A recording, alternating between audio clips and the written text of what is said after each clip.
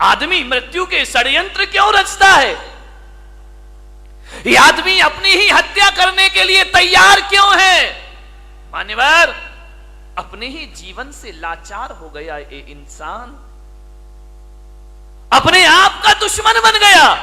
अभी तो ये सुना था कि दूसरे दुश्मन हुआ करते हैं, हम ही अपनी जिंदगी के दुश्मन खुद बन करके तैयार हो गए हैं। आपने जीवन से अपने आप को खतरा हो गया। कभी आपने सुना किसी भैंस ने आत्महत्या की हो? सुना? कभी विचार किया है? कभी आपको अखबार में पढ़ने को मिला है कि आज एक भैंस ने गुस्से में आके आत्महत्या कर ली है? कोई जानवर आत्महत्या नहीं करता है। किसी भी जानवर को समय से पहले मौत को बुलाते हुए आपने ना देखा होगा। कोई देवता समय से पहले मरने का नहीं सोचा करते हैं। नार की सोच भी ले तो मर नहीं सकते हैं। आदमी को क्या हो जाता है? कि क्यों जीवन से हार गया? थोड़ी सी प्रतिकूलताएं आई और आदमी जिंदगी से हार जाता है। नहीं मेरे भाई, समस्याएं किसके जीवन में नहीं होती हैं?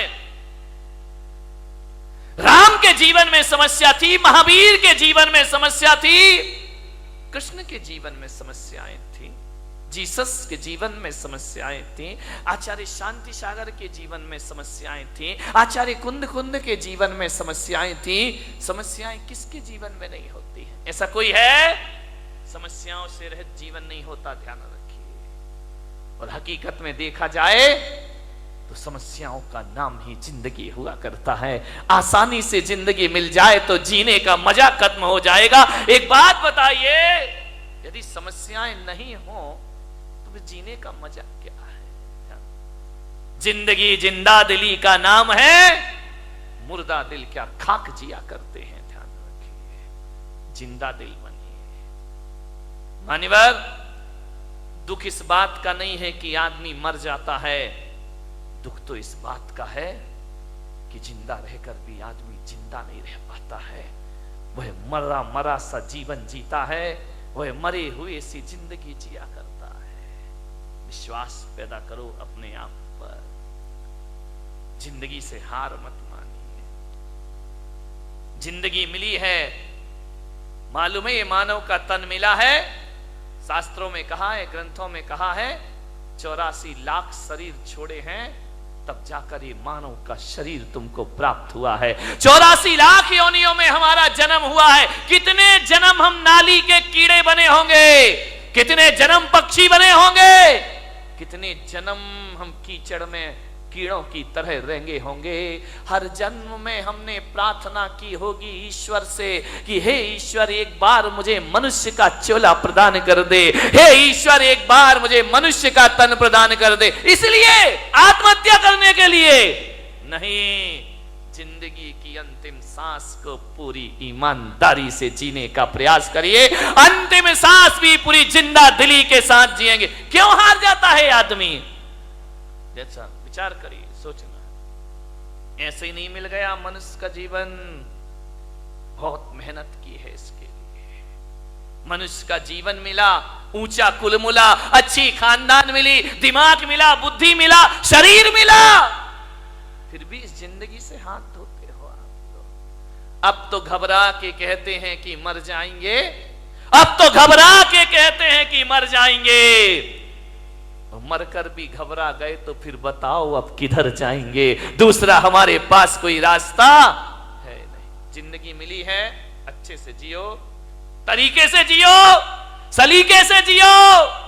बहुत कम जीवन मिला है, इसे उदासियों में मत गुजारिए, उदास मत जियो।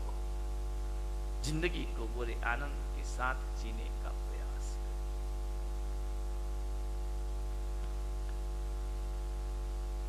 विपत्तियां, संकट, दुख किसके जीवन में नहीं आते? सबके जीवन में आते हैं। मुश्किलें आती हैं, परेशानियां आती हैं, विपरीत वातावरण बनता है, लेकिन जीने की आस मत छोड़िए।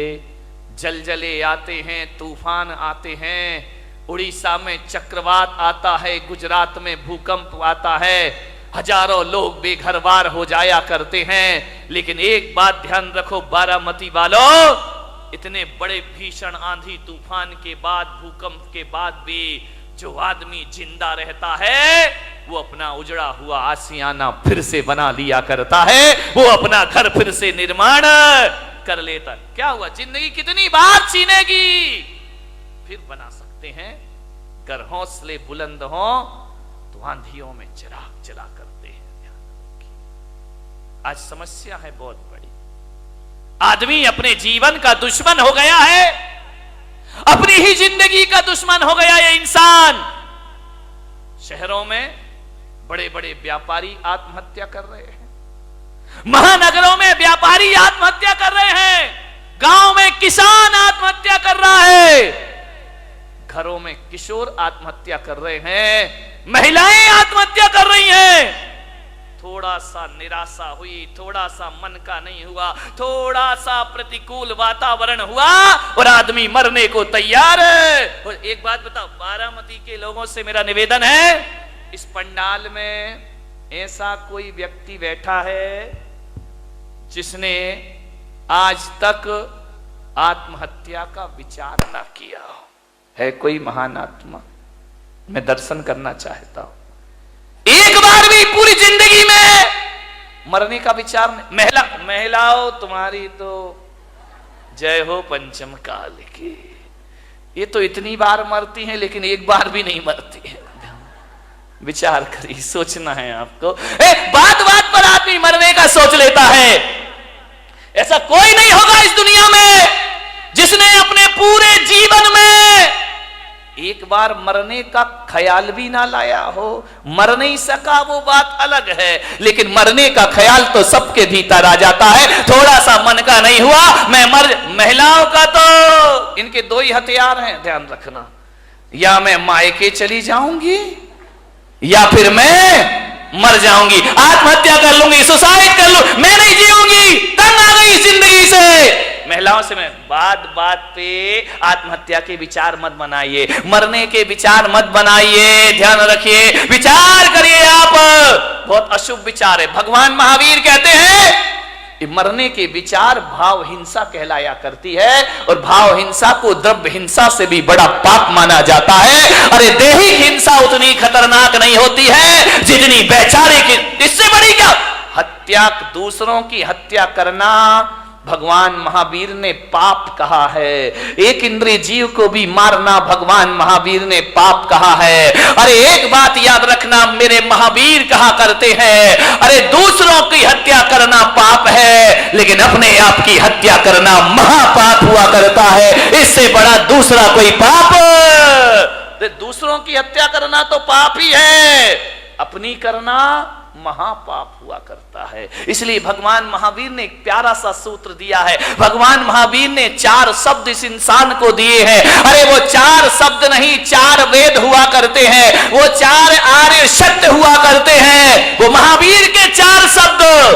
ध्यान रखना, इनसे बड़ा ना कोई आगम होता है, ना शास्त्र होता है, ना पुराण होता है। महावीर ने इस दुनिया को केवल 4 शब्द दिए हैं। महावीर ने इतना ही कहा है, इस मानव जीवन को सफल करना है तो 4 सत्य में जियो। वो 4 सत्य हैं, वो 4 वेद हैं, वो चारों धाम की यात्रा है। वो 4 शब्द इस धरती को दिए, जियो और जीने दो। इससे बड़ा कोई धर्म ग्रंथ नहीं हुआ करता है, इससे बड़ा कोई शास्त्र नहीं हुआ करता है, इससे बड़ा कोई आगम